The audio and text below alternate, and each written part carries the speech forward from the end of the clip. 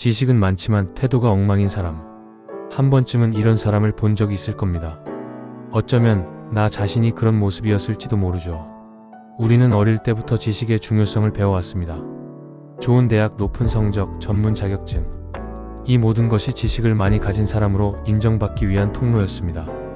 하지만 이상하게도 지식만으로는 사람이 좋아지지 않습니다. 오히려 지식이 많을수록 더 교만하고 더 냉소적이며 더 멀게 느껴지는 사람도 있습니다. 프랑스의 철학자 장 자크 루소는 바로 이 지점에서 우리를 멈춰 세웁니다. 그는 말합니다. 지식이 인간을 타락시킬 수 있다. 지식이 많을수록 인간은 본능적인 선함에서 멀어질 수 있다는 겁니다. 루소는 인간 불평등 기원론에서 문명이 발전하고 지식이 늘어날수록 인간은 진짜 나에서 멀어지고 타인의 시선과 비교, 경쟁에 집착하게 된다고 말했습니다. 결국 지식은 도구일 뿐이고 그 지식을 어떤 태도로 다루느냐에 따라 그 도구는 약이 되기도 독이 되기도 합니다. 하지만 지금 사회는 여전히 지식 위주의 평가 시스템 안에서 누군가의 됨됨이나 태도보다 스펙과 인지도를 먼저 봅니다. 그래서 우리는 잊어버립니다. 진짜 중요한 건 그 사람이 얼마나 아는가가 아니라 그 사람이 어떻게 존재하는가라는 것을. 지금 우리가 던져야 할 질문은 이것입니다. 지식은 넘치지만 관계는 고립되고 논리는 넘치지만 마음은 닫힌 이 시대에 우리는 왜 태도를 잃어가고 있을까? 그리고 루소는 그 답을 자연의 감수성과 내면의 성찰이라는 길 위에서 찾고자 했습니다. 루소의 철학을 이해하려면 그가 살았던 시대적 배경부터 살펴볼 필요가 있습니다. 18세기 계몽주의 시대. 이 시기는 이성과 과학, 그리고 진보라는 이름 아래 인류가 무지에서 벗어나 새로운 지식과 질서를 구축해가던 시기였습니다. 볼테르, 디드로, 몽테스키웨 같은 철학자들이 이성을 최고의 가치로 여기며 사회개혁을 논하던 그때 루소는 반대 방향으로 목소리를 냅니다. 문명이 발달할수록 인간은 더 부자연스러워진다. 그는 인간의 본성은 선하다고 보았고 그 선함은 지식이나 이성이 아닌 자연스러운 감정과 공감에서 비롯된다고 생각했습니다. 그러나 문명은 인간을 타인의 평가에 예속되게 만들고 비교와 경쟁, 체면과 자존심으로 가득한 거짓된 자아를 만들게 한다는 것이 그의 핵심 논지였습니다. 특히 에밀이라는 교육론적 저서에서 그는 아이에게 지식을 가르치기 전에 올바른 감정과 태도를 먼저 가르쳐야 한다고 강조합니다. 지식보다 먼저 배워야 할 것은 타인에 대한 공감, 자연에 대한 경외, 그리고 나 자신에 대한 성찰이라는 것이죠. 심리학적으로도 루소의 이 주장은 설득력을 가집니다. 현대 심리학자들은 지능지수 IQ보다 감성지수 EQ와 성격이 성공과 행복에 훨씬 더 큰 영향을 미친다고 이야기합니다. 지식은 상대를 이길 수 있게 하지만 태도는 함께 살아갈 수 있게 만들어주기 때문입니다. 루소는 교육이란 감정의 토양을 다지는 과정이어야 하며 지식은 그 위에 자라야 비로소 건강한 열매를 맺을 수 있다고 말했습니다. 이제 이 철학이 우리의 현실에서 어떤 모습으로 드러나는지 다음 파트에서 함께 살펴보겠습니다. 지식보다 태도가 중요한 이유는 우리의 일상 속에서도 너무나 분명하게 드러납니다. 회사에서 업무 능력이 뛰어난 동료가 있다고 해봅시다. 그 사람은 모든 지식을 꿰뚫고 있고 문제 해결력도 탁월합니다. 하지만 늘 비꼬는 말투, 타인을 깎아내리는 태도, 자신만이 정답이라는 듯한 태도를 보인다면 아무리 실력이 좋아도 함께 일하고 싶지 않겠죠. 반대로 모르는 게 많고 아직 미숙하더라도 겸손하게 배우려는 태도를 가진 사람은 함께 있을 때 편안하고 함께 성장할 수 있을 것 같은 믿음을 줍니다. 우리는 언제나 누군가와 관계를 맺으며 살아갑니다. 지식은 혼자 있을 때 빛나는 경우가 많지만 태도는 타인과 함께할 때 진가가 드러납니다. 또 하나의 예를 들어볼게요. 요즘 인터넷 댓글을 보면 지식으로 무장한 사람들의 논쟁이 자주 보입니다. 그들은 서로 자신의 주장이 더 맞다고 말하면서 끝내는 상대를 모욕하거나 비난하기에 이릅니다. 지식은 있지만 그 지식을 다루는 태도에는 배려도 존중도 성찰도 없습니다. 결국 그 대화는 의미 있는 소통이 아니라 상처의 교환으로 끝나죠. 루소는 이것이 바로 지식은 있지만 지혜는 없는 상태라고 보았습니다.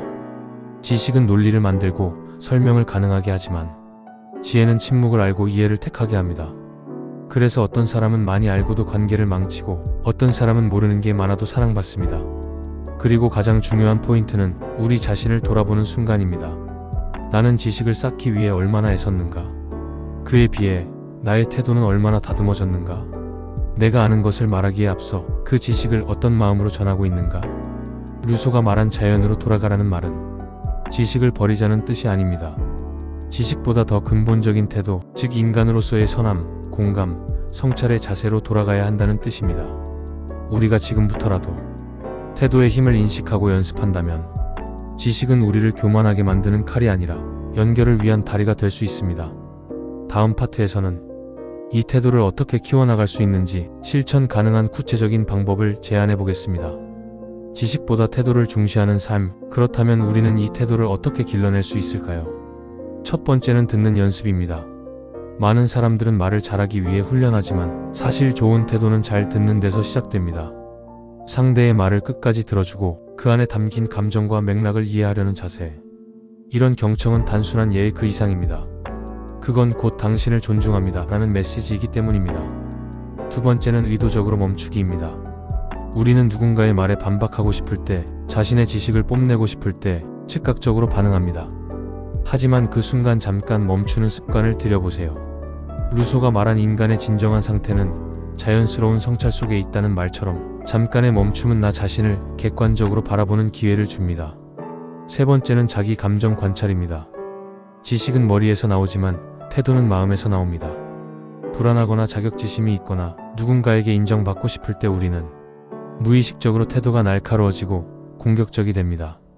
그럴 때 나의 감정 상태를 살펴보는 습관을 들이면 행동을 스스로 조율할 수 있는 내적 근육이 생깁니다. 네 번째는 실수 인정입니다. 지식 중심의 사람은 실수를 감추려 하고 태도 중심의 사람은 실수를 인정하고 배웁니다. 전자는 체면을 지키고자 하고 후자는 진실을 향해 나아가고자 합니다. 그리고 놀랍게도 실수를 인정하는 사람에게 우리는 더 큰 신뢰를 느낍니다. 마지막은 좋은 사람들과의 관계 맺기입니다. 태도는 관계 속에서 길러지고 다듬어집니다. 지식은 책으로도 얻을 수 있지만 좋은 태도는 결국 사람 안에서 훈련됩니다.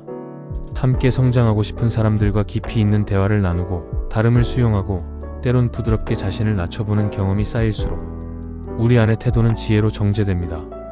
루소는 이렇게 말합니다. 도덕 없는 지식은 맹목적인 무기다. 그리고 겸손 없는 학문은 허영에 지나지 않는다. 우리가 지식을 쌓는 속도만큼 태도를 다듬는 훈련을 병행해야 하는 이유입니다. 지식은 빛나는 도구입니다. 우리를 더 넓은 세계로 안내하고 더 깊은 이해를 가능케 합니다. 하지만 그 지식이 타인을 무시하고 교만을 쌓고 자기 방어의 수단이 될 때 그건 더 이상 지혜가 아닙니다. 진짜 지혜는 언제나 태도 안에 숨어 있습니다. 루소가 살던 시대는 지식과 과학의 신처럼 떠오르던 시기였습니다. 그는 그 속에서 한 발 물러나 과연 인간은 더 행복해졌는가?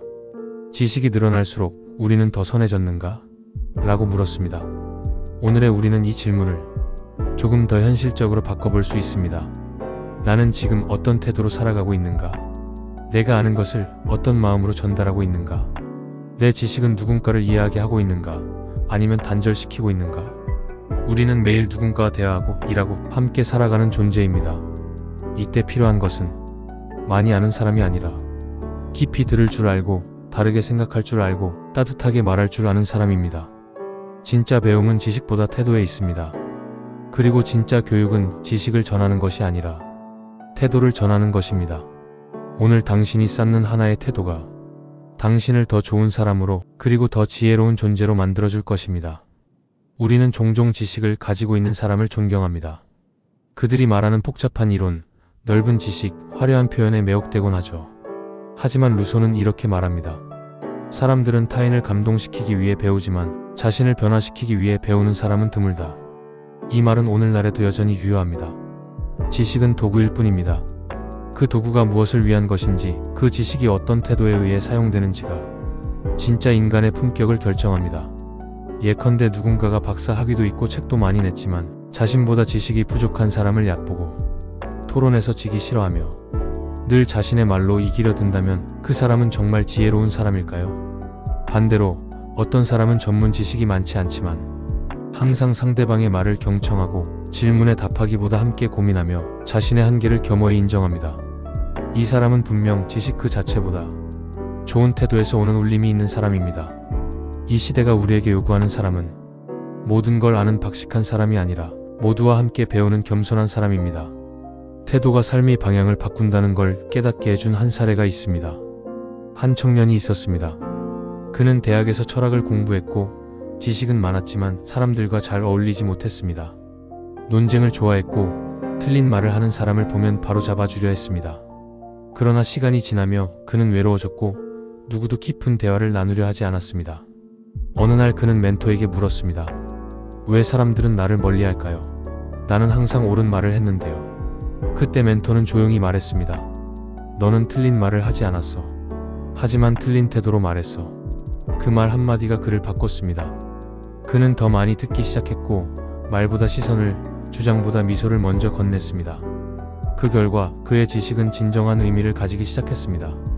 그가 가진 지식은 누군가를 지적하는 무기가 아닌 함께 나누는 도구가 되었기 때문입니다. 이처럼 진짜 교육은 지식을 잘 전달하는 사람을 만드는 것이 아니라 태도를 깊이 체화한 사람을 만드는 것입니다. 그래서 루소는 교육의 핵심은 태도라 말했습니다. 그것이 곧 인격이며 그 인격이야말로 사회를 변화시키는 씨앗이기 때문입니다. 이제 우리 각자가 질문해 볼 차례입니다. 내가 아는 것을 통해 타인을 더 깊이 이해하고 있는가? 아니면 그 지식을 통해 나만의 우월감을 쌓고 있는가? 지식은 쌓을수록 벽이 될 수도 있고 나눌수록 다리가 될 수도 있습니다. 태도는 그 벽과 다리의 방향을 결정짓는 나침반입니다. 지금 당신 곁에 있는 사람을 혹은 오늘 당신과 대화한 누군가를 떠올려 보세요.